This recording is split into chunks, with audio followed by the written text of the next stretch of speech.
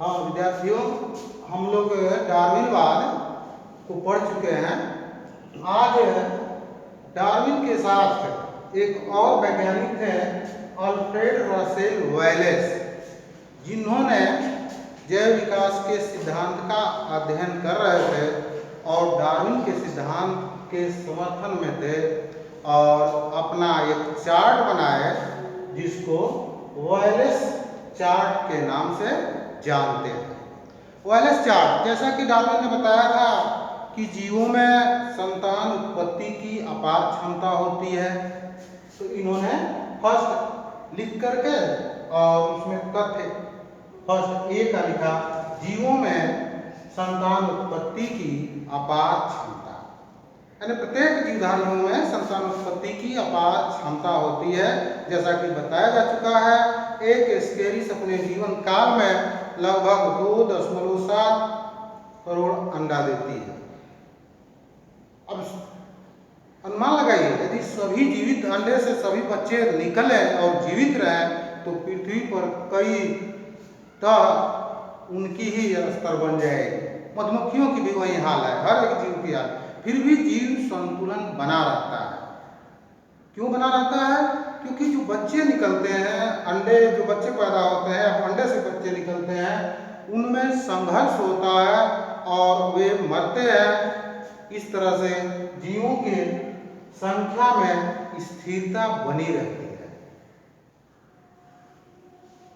इसका परिणाम क्या हुआ? जीवन संघर्ष, प्रचुर संतान उत्पत्ति की क्षमता और उनमें संख्या की स्थिरता बनाए रखने का जो कारण निकला वो जीवन संघर्ष निकला।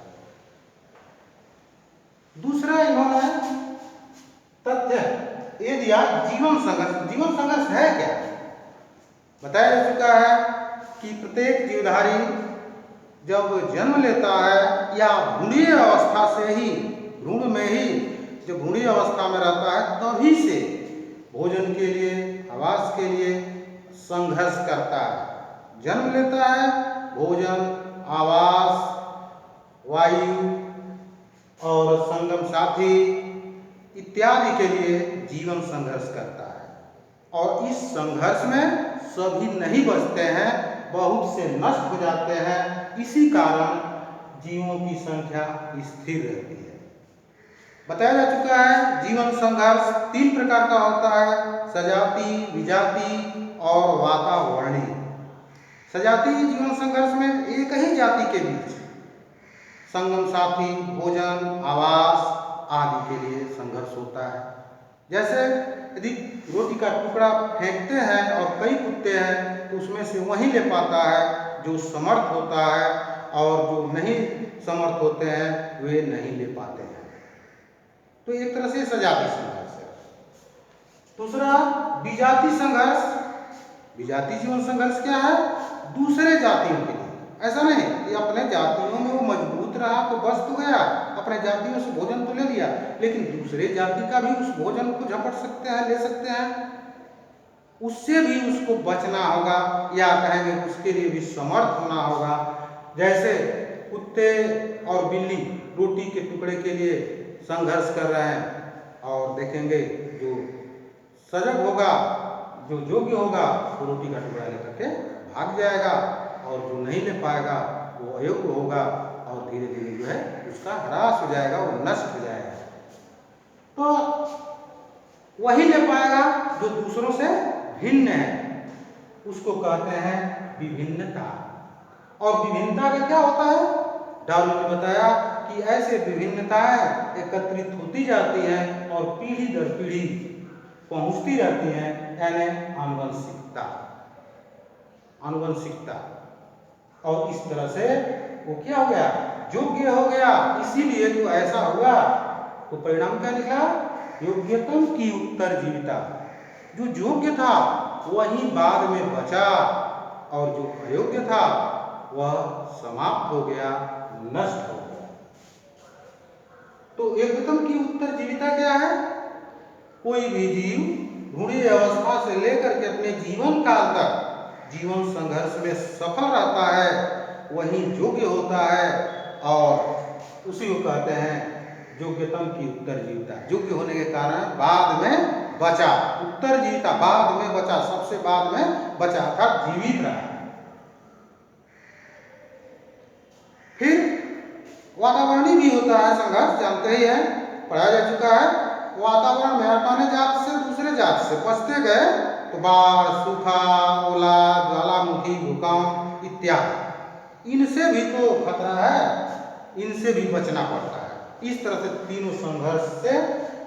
तीनों संघर्ष में जो सफल होता है वही उत्तरजीवित रहता है, वही योग्य होता है और वही योग्यतम की उत्तरजीविता।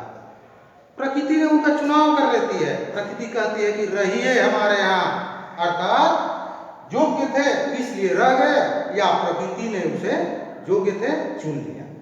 दोनों बातें कर सकते हैं। इसी को कहते हैं नेचुरल सिलेक्शन, प्राकृतिक वर्णावार, जो डार्विन का प्राकृतिक वर्णावार है। हुआ क्या, अब योग्य थे लेकिन जैसे जैसे वहाँ का वर्ण बदलता गया वो उसके प्रति अपने को ढालते गए, तो वातावरणीय दशाओं में परिवर्तन, जब वातावरणीय दशाओं में परिवर्तन होता है तो वो भी उस वातावरणीय दशाओं के अनुकूल या अनुरूप अपने को अनुकूल बना लेते हैं, अपने को ढाल लेते हैं और इस तरह से वे बचे रहते हैं।